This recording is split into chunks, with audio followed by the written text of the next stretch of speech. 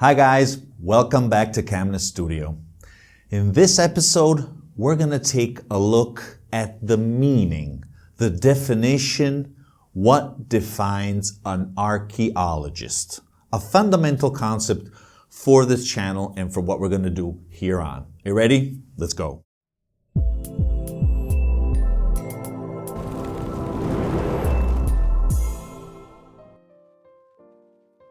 Okay, so I'm gonna go through 5 main elements that, in my opinion, obviously, nothing objective here, my opinion,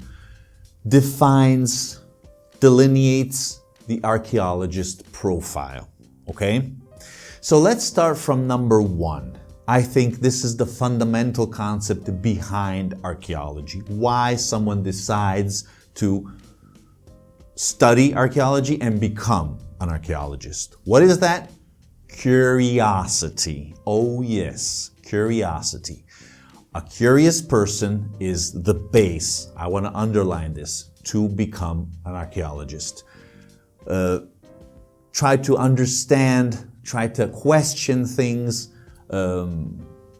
create your own questions. Curiosity is at the base of asking yourself questions of what is going on in a specific context, what is taking place at a historical level, in a text, between different strata, even how a disposition of certain stones, what's going on, what's going to be below that thing, why is this happening? I mean, all questions and many more that are, again, the foundation for this, I would say, inclination almost to try to investigate the past and reconstruct it possibly.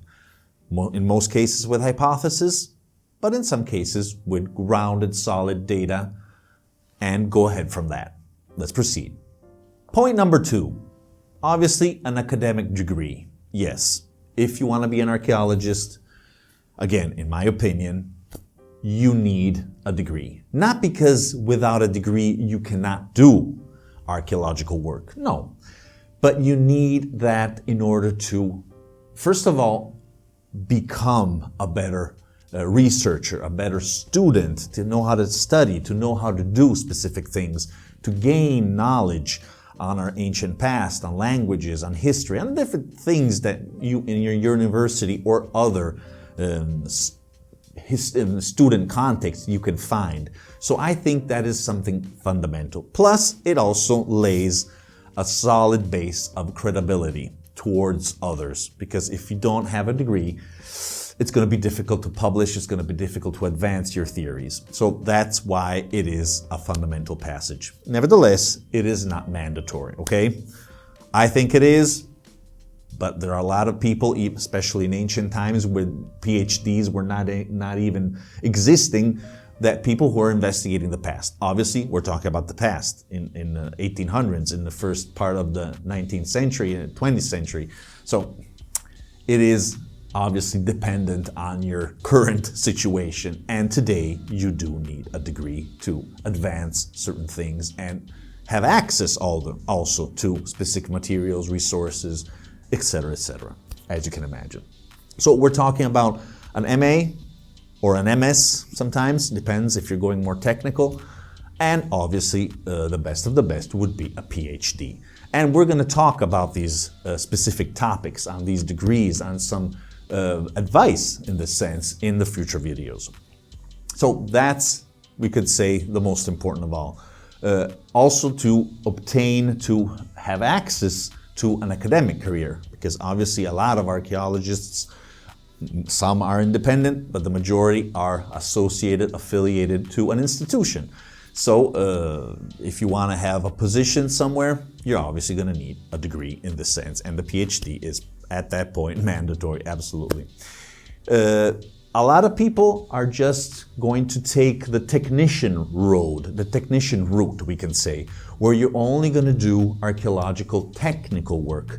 Actually, in a lot of parts in the world, when you say archaeology, a lot of people think, oh, the guy who's just digging, without taking into consideration all the rest, all the education, the formation, all the different info, knowledge he had to go through, he had to gain in order to do that specific aspect. Nevertheless, I do want to say this, there are people who are only excavating, who are only doing practical stuff because they're good at it. So at that point, you probably don't even need a degree, you just need good old experience, and all of a series of things are not necessary if you're just gonna do field work, okay? Which is absolutely 100% good. Okay, no problem. We need everything to go ahead in our research in the seek for truth. Let's go ahead. Okay, point number 3. Obviously, an archaeologist, well, not obviously, that's why I'm doing this video, has to be a multi-skilled profile, multi-skilled person. He has to know how to do different things. On the theoretical side, so you know how archaeology theory and history works, how to excavate, how to read a specific soil, a specific stratum, all these things, but obviously not only history, sometimes philology, texts, if you're going in that direction, if you're focusing on a specific field. I forgot to say, obviously, when you choose an academic program, academic path, you're going to focus usually on a specific area and or on a specific chronology and or on a specific culture. So in order to satisfy these, one or more, you do have to gain knowledge, theory on these elements and many others, as you can imagine. But, and this is something quite particular, quite specific to the archaeological profile, you also have to know how to do practical stuff. Yes, obviously archaeological excavation, practical things, activities, processes, but not only. The archaeologist needs to know how to do several practical things. How to utilize all the different types of software, of computers. If you're using drones, for example, cameras, photographic machines, all the different kinds of survey and recording instruments that you need to do that. The GIS, I mean, there's so many. And illustration itself, that was the base, according to my professor. That's one of the main ones. Now it's going all through computers, but most people in the past had an illustrator on their mission, on their camp, on their field work, where this guy had to, I did that for several years, illustrate, record the different artifacts, but not only, also the context, the structures, everything that was coming out in a specific field, trench, and things like that. So, as you can imagine, these are only some examples. There's a lot to do on both sides in order to forge this profile. Let's proceed. Point number 4. An archaeologist may also be defined as a communicator. You have to know how to communicate at different levels. This is one. As you know, I am an archaeologist, and this is media I'm using to communicate. That's one already. But obviously, how to talk in front of people, in public, at lectures, or if you're doing lessons in a class, or something in a course in university, or also private courses. It doesn't always have to be academic environments, no. But in any case, you need to know how to write a scientific paper for a peer-review magazine, for example, or even for more popular outputs, just a normal, popular science magazine that comes out for the broad public, something like that. I mean, there are different degrees of communication that an archaeologist must master, at least a few, because we gather data when we do research, when we excavate, and then you have to output that, because otherwise you're only demolishing everything. As we know, archaeology destroys, unfortunately. You can't recreate that moment. So at that point, you have to elaborate, analyze everything, and then there has to be an output, and communication is paramount. Let's proceed. The last point I want to touch, I would define it ethical approach. What do I mean? This is a little complicated, but I think this involves a few topics that an archaeologist must have in his mind, must acquire and use when he's out and about. What am I talking about? Well, first of all, I would say I would put here public archaeology, which is strictly connected with communication. Public archaeology is mainly bringing our information and making it available to the public in different forms and different shapes.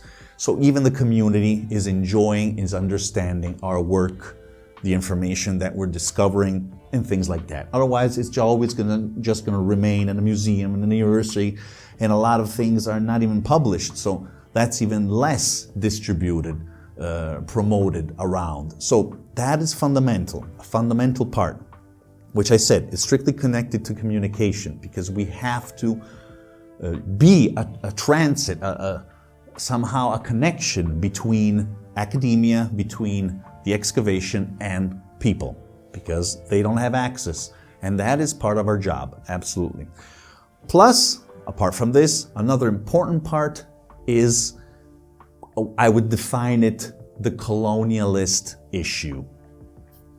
A lot of archaeologists, maybe you've noticed this, are quite troubled by this colonial approach that people, explorers, archaeologists themselves, anthropologists had in the past, where you arrived in a specific country and you practically created this huge movement of resources, of people, of tools, of things just for an excavation,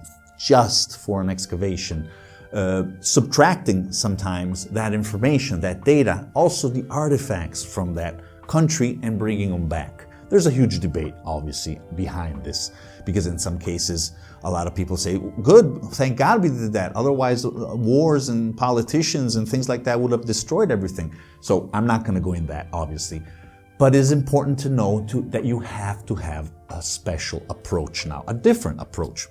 You can't just go in a country, take what you want and go away. That's colonial, okay? You have to somehow share that. You have to bring inside the project local people. You have to teach local people. In fact, several, we could say, permits, archaeological permits around the world now automatically involve this, because it's fair that governments are including this.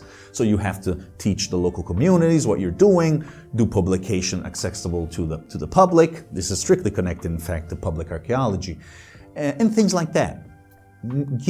Make some bridges with where you're excavating, and always be in contact with them and try to bring somehow benefits also for them. It's a very huge topic, and we'll come back to this, but I just wanted to briefly mention it because it's very important. The last point I would like to mention within this ethical element of the archaeological profile, archaeologist profile, is what we call here at CAMNIS, and not only, cultural mediator. Because an archaeologist, in some cases, also has that role. It has to mediate. It's strictly connected with what we said just before. You have to somehow be this bridge. You have to mediate, especially when there are conflicts, and especially when there are issues, higher issues in that specific country where you're going, or in the country from where you're coming from. It isn't simple. It's really an elevated role, because we cannot, again, just focus on our little data, on our little specific topic that we're interested, go and publish our little article and say goodbye to everyone. No, we have responsibilities. And all these points, I hope so, I hope you understand and I hope you agree, point towards that. We have responsibilities. We have to have a specific and ethical approach when we do our research project, excavation project. Okay guys, I hope you enjoyed this video. Please leave your comments here below, and hope to see you soon. Bye. Hi guys, if you want to discover more about archaeology and our ancient past from a different perspective, make sure to click on the CAMNIS logo here below. And don't forget to turn on the notification bell so you will never miss an episode and join the archaeological community in search of the truth.